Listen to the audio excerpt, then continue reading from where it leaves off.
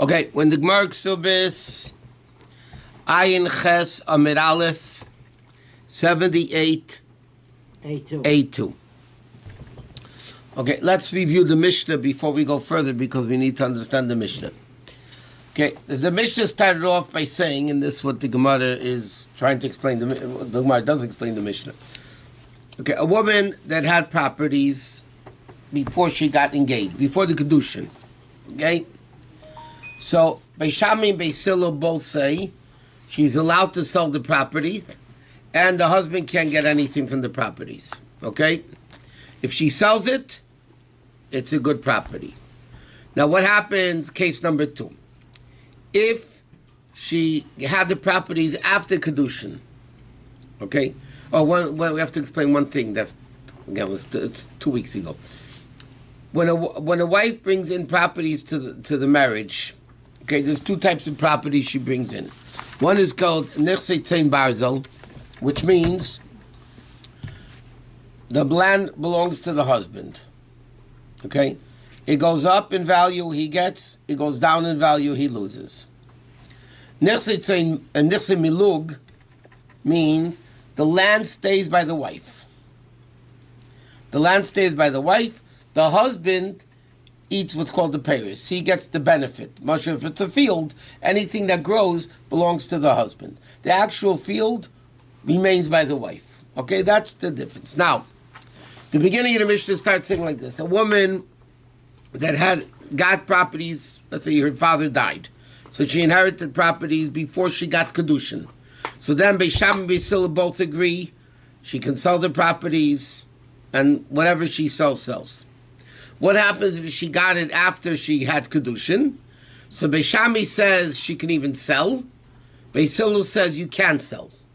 But if she sold, it's valid. Okay? So now, then the Gemara says like this. Amir Rabbi Yehuda, I'm just going quickly through the Mishnah. Rabbi Yehuda said that the Chum asked Rabbi Gamliel a question, why is this sale valid? If the husband, through Kedushin, acquires the wife, whatever she earns goes to him, and he can nullify her vows and so on.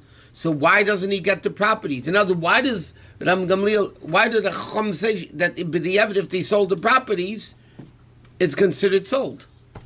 Why should the husband has a power? Why should it be a valid thing? So Gamliel said, we're embarrassed on the new ones. You want to make a problem with the old ones? In other words, because of the way it doesn't make, Rabbi Gamliel says, even, Rabbi Gamliel's opinion is, the property she acquired after she's married, we're embarrassed that the husband can stop the sale. So now you want to make problems from before the Kedushin also? Okay. So what the Gemara is going into now that we need to understand is like this. If the woman got the properties before Kedushin, Beishami and Beisilo both say she can sell the properties. If it's after the Kedushin, Beishami says you could sell, Beisilo says you can't sell, but if she sold, everybody agrees it's good. Okay, so now the Gemara asks, Ma'ishno Reisha Delei Pligi, what's the difference? In the first case of the Mishnah, when the woman had the properties before the Kedushin, right? Everybody, they're not arguing, Beisham and Beisilo. They say she could sell the property. U'ma'ishno Seifa, why the end of the Mishnah? She also got the properties, the second case of, she got the properties after Kedushin, but she wasn't married yet. Why is that different? Why over there do they argue that Beishami says sell and Beisil says don't sell, but they agree that if you sold it's good? What's the difference between the first case when she got the properties before the Kedushin? So Gemara says, Rabbi says like, the yeshiva of Rabbi says like this.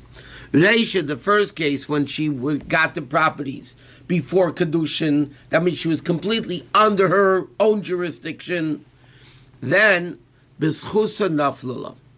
They fell in her merit, meaning she got it when she was single, completely single. There was no husband yet. There was no Kedushin yet.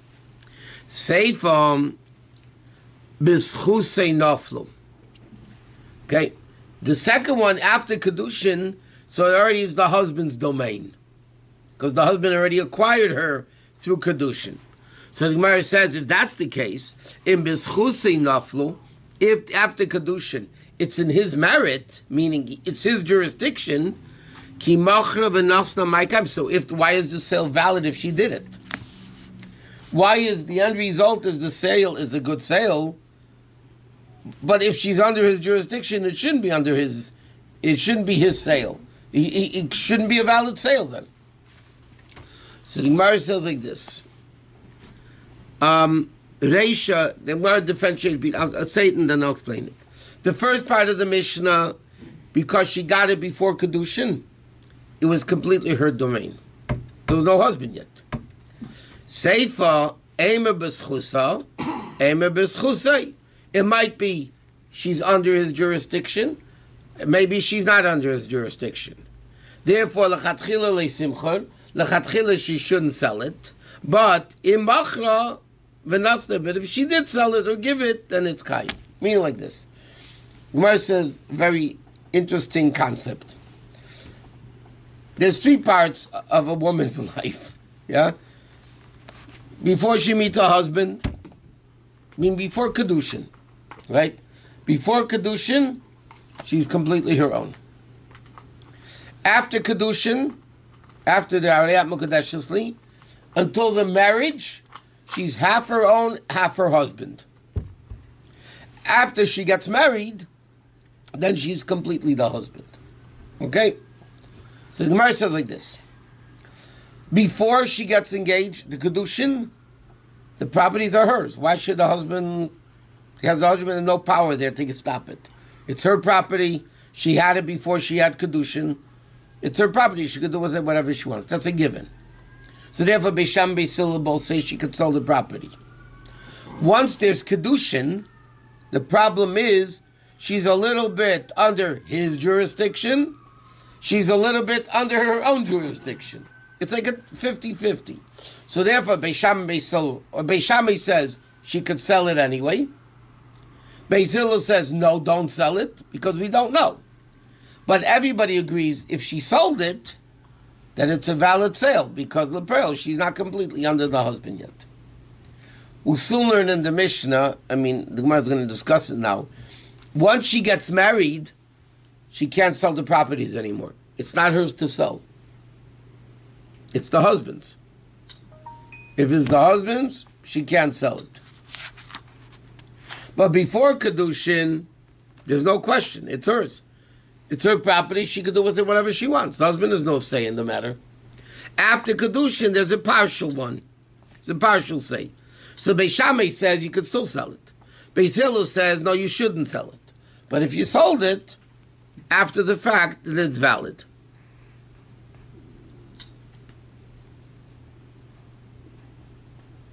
Okay, that's what the Gemara says. So now the Gemara says, Amr Rabbi Yehuda said, Amr Lefnei Rabbi Gamliel. The next part of the Mishnah said like this. They said to Rabbi Gamliel, if the husband owns the wife, why doesn't he own the property? Why could she sell it? Right? So the Gemara's question is like this. So Rabbi Gamliel said, you know what? We have enough problems when she gets married that she can't sell it. Don't hakat shining about the earlier ones. We have enough problems with this. So Iboilu Rabbi Yehuda lachatchila e'adiyavid. When Rabbi Yehuda said to Rabbi Gamliel, yeah, what if the guy owns her, right? Then why? How could she sell the properties? So he asked him, is this going lechatchila, meaning when Beis Shammai says to sell it, Beis Shammai says you could sell it, right? So Rabbi Yehuda asks, why? If the husband owns her, why could she sell the property? Or is he asking after the fact? You're right, she shouldn't be able to sell it because she's still in the husband's domain. But if she sold it, Beis Shammai still say it's a valid sale? So the question is that what Rabbi Yehuda is asking Gamliel? That if she owns it, why can't she sell it? Meaning, is he asking according to Beis Shammai's opinion, who says she could sell it? And Rabbi Yehuda is asking Rabbi Gamliel, why not? I mean, why? I'm sorry. Why should she be able to sell it? It's the husband's. Just turn the page.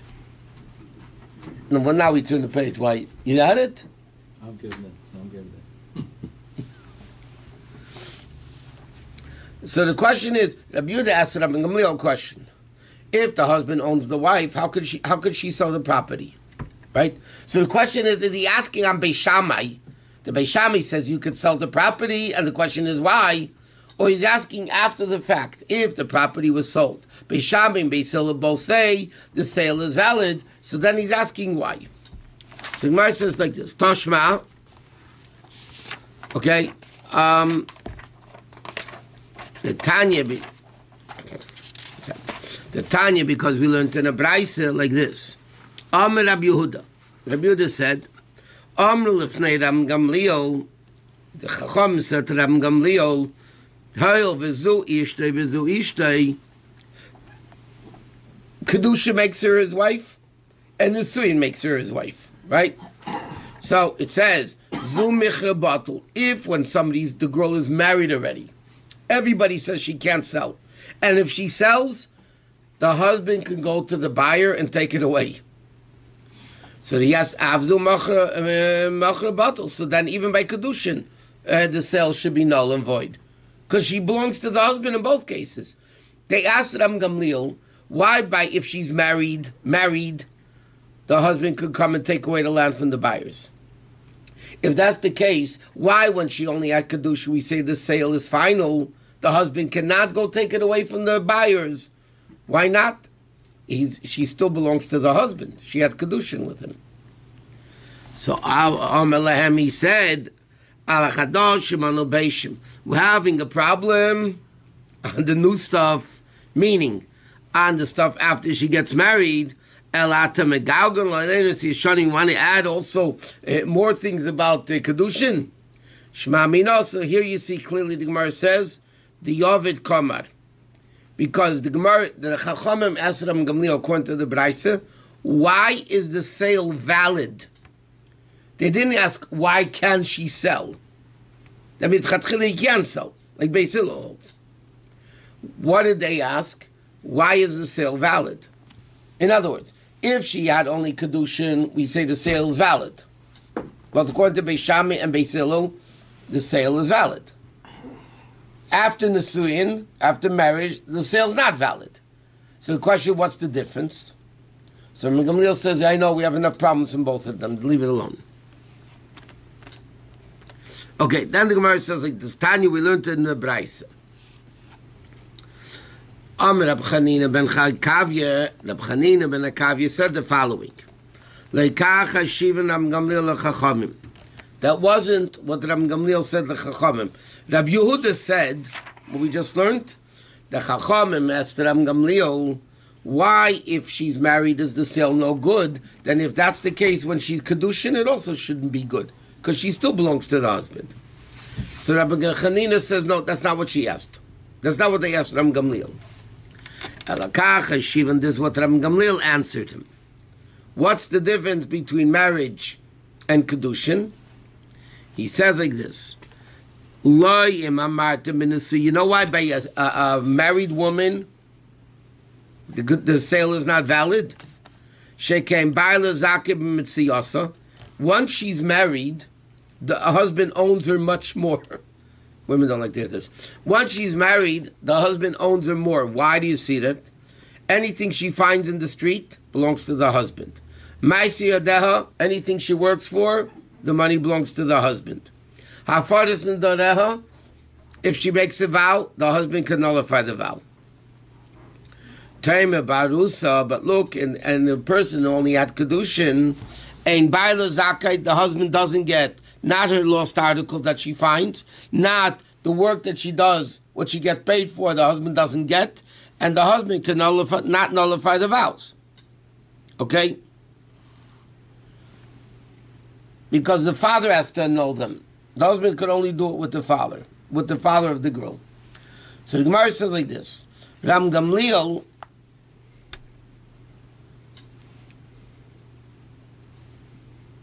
okay, then he continues.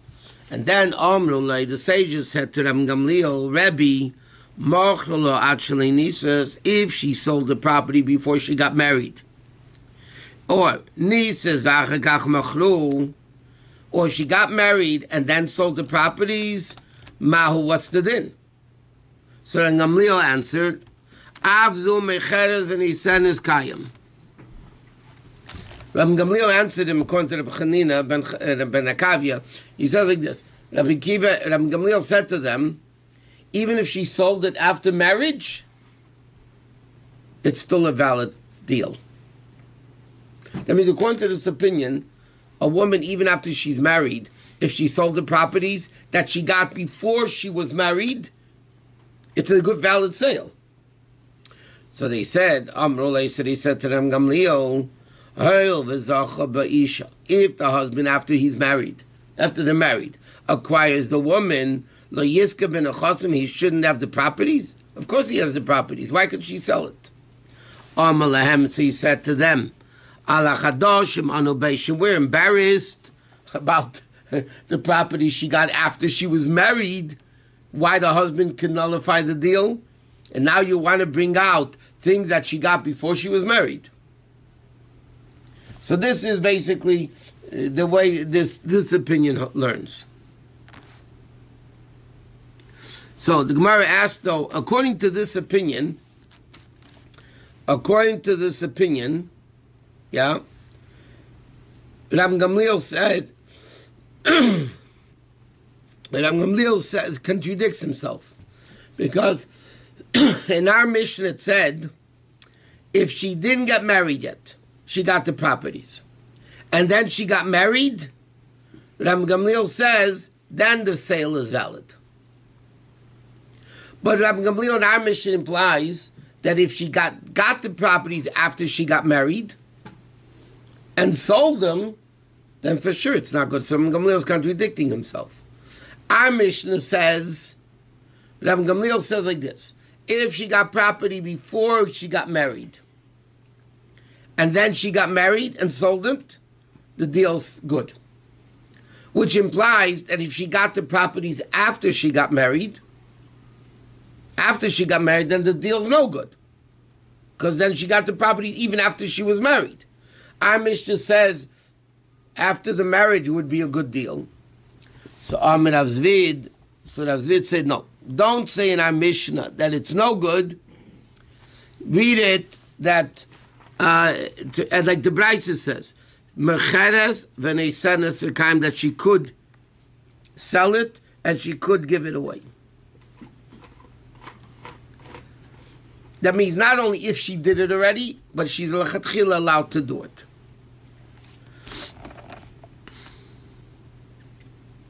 Okay, anyway, so the Gemara is saying like this, just to try to clarify and simplify the Gemara.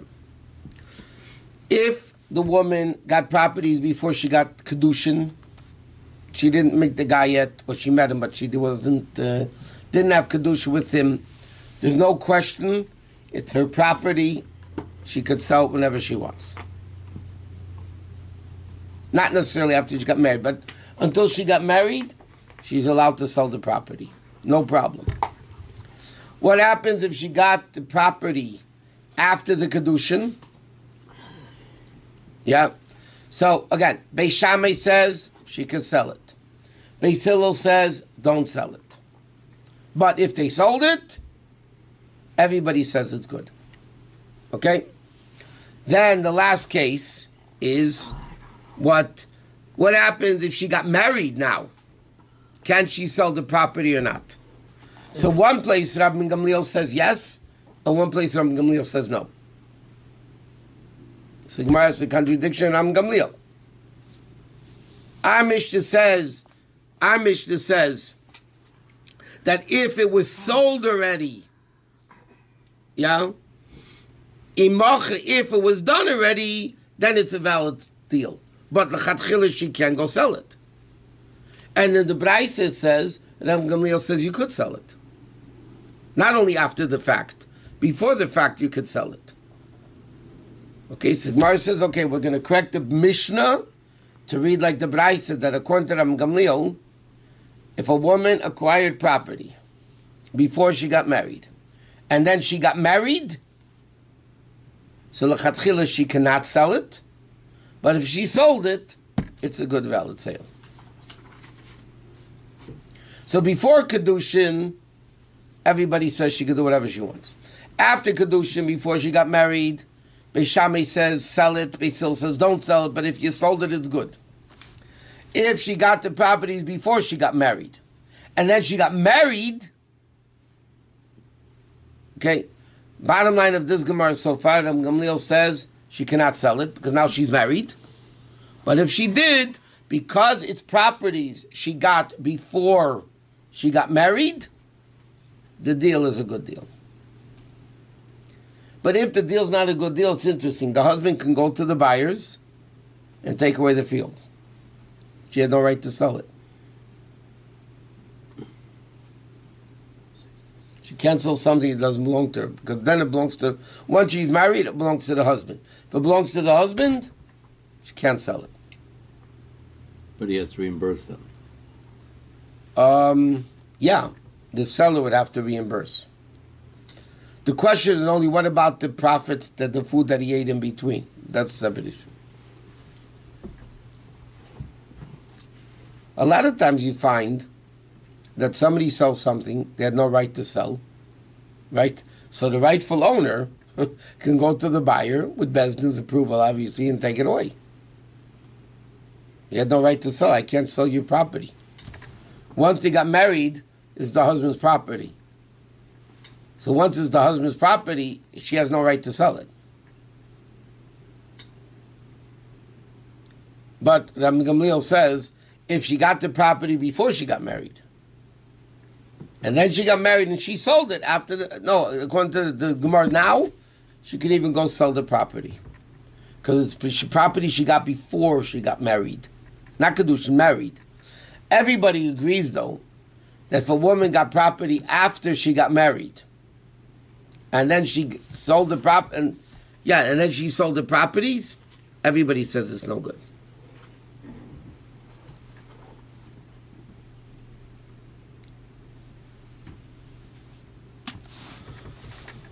Okay, but the Gemara asks a different question. I mean, the Gemara is still answering a different question. There seemingly is, two opinions according to Rabbi Gamliel. One answer, the Gemara says, okay, change the expression of the Mishnah to read like the Braisa. But there's still a contradiction. One place, Rabbi Gamliel says, like in our Mishnah, it says, Rabbi Gamliel, if she got the property before and she got married, b'diavad, it's a good sale. The Braisa says that Rabbi Gamliel holds you can even go sell it l'chatchila. One Amish implies it's only b'diavad, and the Braisa seems to imply you could do it even l'chatchila. So Rabbi Gamliel is contradicting himself. So Rav Papa Amar Rav Papa answers like Hashem. One case is Rabbi Yehuda according to Rabbi Gamliel, meaning our Mishnah that says that after the fact it's good, that's Rabbi Yehuda according to Rabbi Gamliel's opinion. The second opinion that says the Chatchila you could go do it, that's Hanani ben Akavia according to Rabbi Gamliel.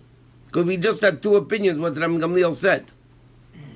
Rabbi Hanani ben Akavia says that you can even sell it l'chatchila. You can even go sell it. Rabbi Yehuda, according to Rabbi Gamliel, says no, only after the fact. If you sold it, it's good, but l'chatchila you can't sell it. So Gemara says there's two opinions Rabbi Gamliel holds. But now the problem is that Rabbi Hanina ben Akavia holds like Beis Shammai. Beis Shammai said you could sell it. Beis Hillel said you can't. But if you sold it, it's good. That means Beis Shammai is more lenient in the selling process, which means the Gemara asks, Rabbi Hanina ben Akavia ka Beis Shammai? Does Rabbi Hanina... In other words, this woman had property before she got married, she can keep it. If she had the same property after she gets married, she can't keep it. She can keep it eventually if she gets divorced or it goes back to the wife. Because the husband controls it, right? Yeah, but the bottom line is once the woman is married, in all financial aspects, she's under the jurisdiction of the husband. You think that would happen today? Even in the time of the Gemara, if a woman said, you know what, don't support me, and I'll support myself, whatever I make goes to me. She has a better job than the husband. So why should she get money and give it over to the husband? She says to the husband, you know what? You do your thing, I do my thing. You won't support me and I'm not giving you my money. There's a lot of women that have better jobs than the husbands do. In the old days. Today also. I know that. I'm talking about the old days. Also. There were women that used to make a lot of money. I mean, whatever money was in those days.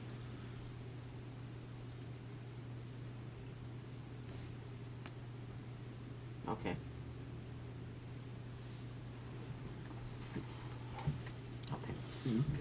As long as he's happy. Huh? As long as he's happy, we're okay. As long as he's happy and the woman's happy, everybody's happy, it's I'm okay. happy. That's all I care about. Okay, so Gemara answers like this. Hachi kamat.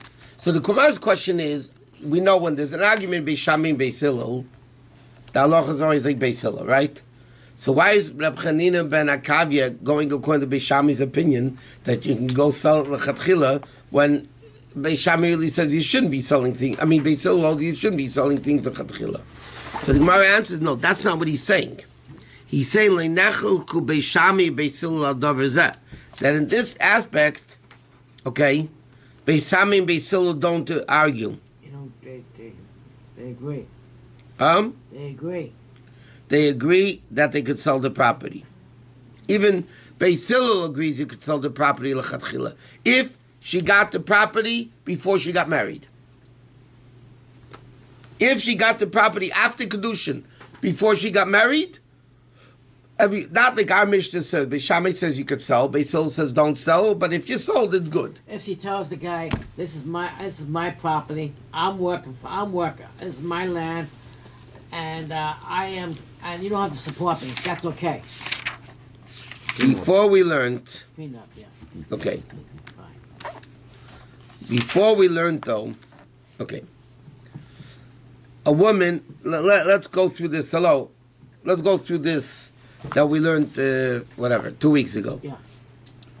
A woman gets married, she can have some of her property appraised and fixed for her at the time of marriage, okay? The sum is added to the ksuba. Okay. That means when she divorces or the husband dies, she gets back the property that she brought into the marriage. Now, if this is done in the event of divorce or widowhood, she receives the appraised value, regardless of the actual property of the time of death or divorce. That's called nichsit tzim barzel. Meaning like this. A woman comes into the marriage, yeah? She says, I have property. They evaluate the property for $1,000. Okay? $1,000. That appraisal goes into the ksuba. That means, in the ksuba it says, the woman brought $1,000 worth of property into the marriage. Therefore, if the marriage is dissolved, either because of divorce or death, she gets that $1,000 back. Okay, that means whether the property went up, whether the property went down, it doesn't matter. She gets $1,000. That's called nichsit tzim barzel. Okay? Because, in effect, which means, interestingly, the land goes to the husband. But he owes her $1,000. So if the value of the property at the time of divorce went up to $10,000, now the property is $10,000 property, the husband gives her $1,000 and he keeps the $10,000 property. If the value of the field depreciated and now it's only worth $500, the husband still has to give the wife $1,000, yeah, and he keeps the field.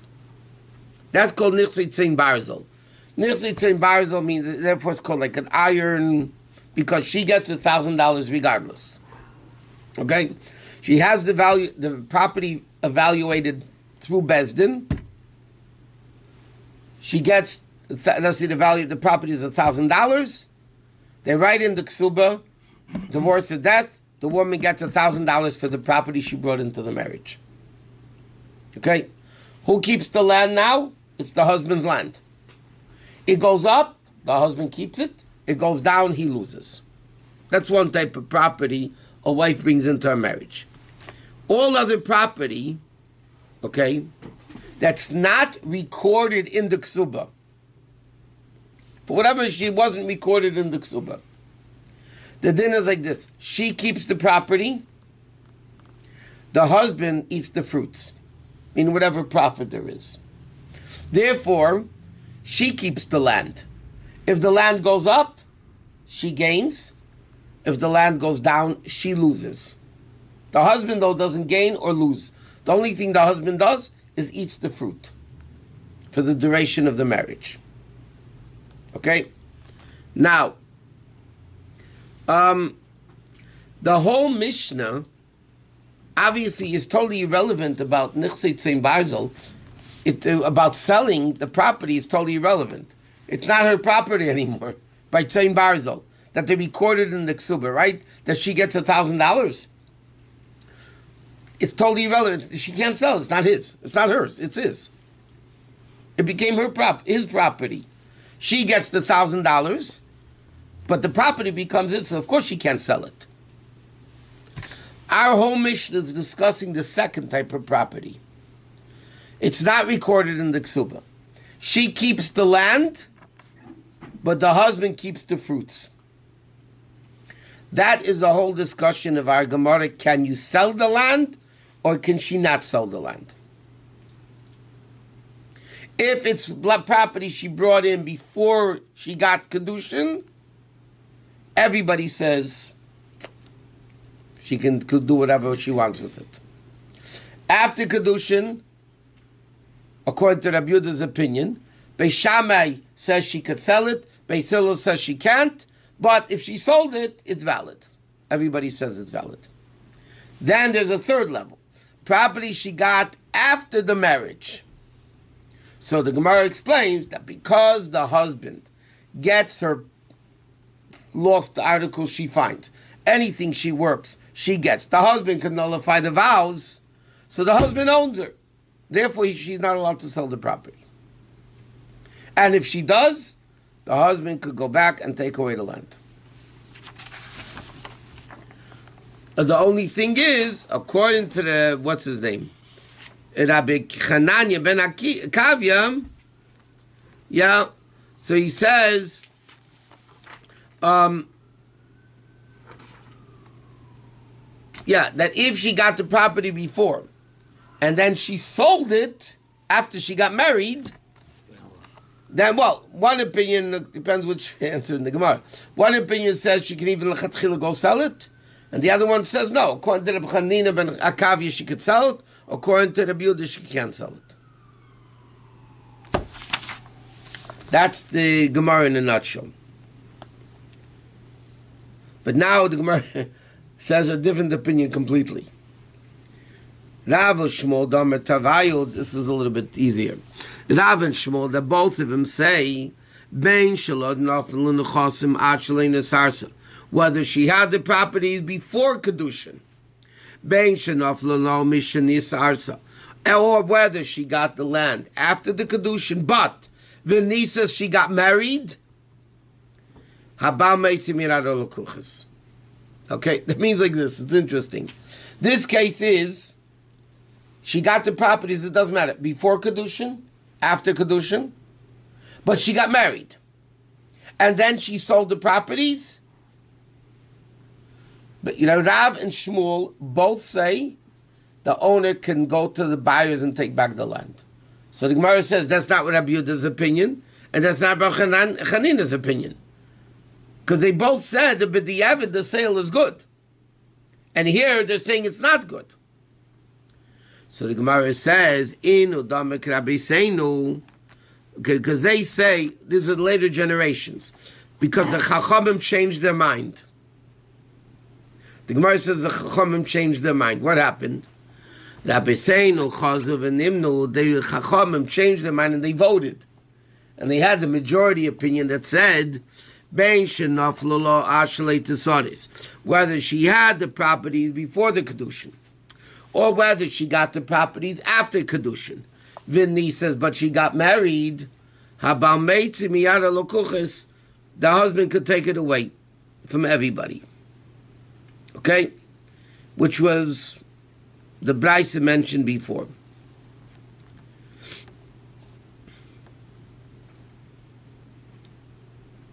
Meaning like this, according to Rav and Shmuel, by the way, Rav and Shmuel say an interesting thing. It doesn't matter when the woman gets the properties. Once she's married, before she sells the properties, it's not a valid sale. Even property she got before Kedushin, she can only sell it before she got married. Once she got married, she lost ownership of the fields, and therefore she has no right to sell them. And the husband can go to the buyers and take it away.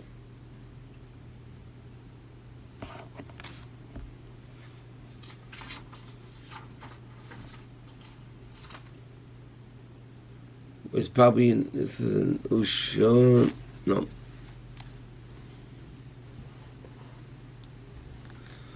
Okay, let's do just a little bit more. Lema tanina latkonis Usha. Okay. Then the Gemara said that if the woman got married, everybody says you could take the properties away. So the Gemara says, is this what we learned in Usha? Rabbi Yosef Chanina said, "B'Usha eskinu." In the city of Usha, they made a takana. Ha'ish shemachra b'nichsi belug b'chayi bailom. A woman. Okay, now remember, nichsi belug is the property belongs to her. The husband has the fruits, right? What happened if she sold the property while the husband was alive, and then she died? Because it's her land. In other words, like, the fruits the husband can get from the buyers anyway. But the question is, what's about and then she dies. So there's a thing like this. When a woman dies, the husband inherits. That's the thing. A wife that dies, the kids don't inherit. Only if there's no husband. A wife that dies, the husband inherits the property. Therefore, in Usha, which was one of the places the Bezdin was in Golis at, in Usha they made a takana that if the woman sold the field when the husband was alive, and then she died before the husband could go to the buyers and take away the property. Now, what's the problem? Not the problem. Normally, the husband inherits the wife when she dies. Right? So really, al pi din, if she sold the property when the husband was alive, there's nothing to inherit. There's nothing to inherit. Why did the Chachamim and Usha say the husband can go to the buyers and take away the property? It wasn't. She sold it. If a man sells property and then he dies, the kids are not going to inherit that property that he sold. Right? So if the woman could sell the property, the husband inherits her after she dies. She sold the properties while she was alive, and the land belongs to her because it's nichsi menuk. That she owns the land, not the husband. So the Gemara asks, why can he take it away? So this is the takana they made in Nusha. Even though, according to Allah, the husband really should not be able to take away the property from the buyers, because the woman had a right to sell it. In Usha, they made a takana that the husband could take it away. Take the fruits or the whole land? Huh? The land. The land. The fruits he has anyway. Is there a time frame for this to happen? In other words, one second. The wife can't sell what she doesn't have. If the wife owns the land and the husband eats the fruits, right? She can only sell the land. She can't sell the fruits. Correct?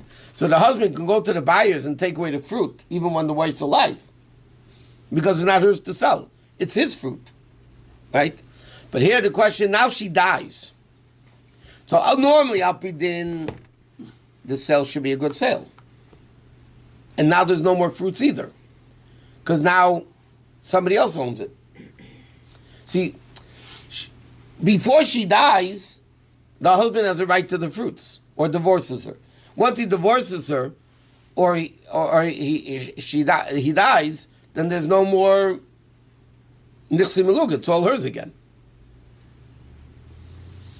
So the chiddush of Usha is, but the Gemara's question, this takon of Usha. So the Mishnah says no. Our Mishnah is speaking b'chayel or peiros that deals with the status of the field during a lifetime and the produce. Takonis Usha begufa shel karka lachan misa. It's speaking about the land itself. The husband can go and get the land back. That's what they made up in Usha. They can go and get back the land from the buyers. Even though she had a right to sell it, it's her land. If the woman died like 3 or 4 or 5 years after she sold the property, is it still they can get the land back? That's what Usha So made no a time takon. frame. No. That's what they made up in Usha. Okay.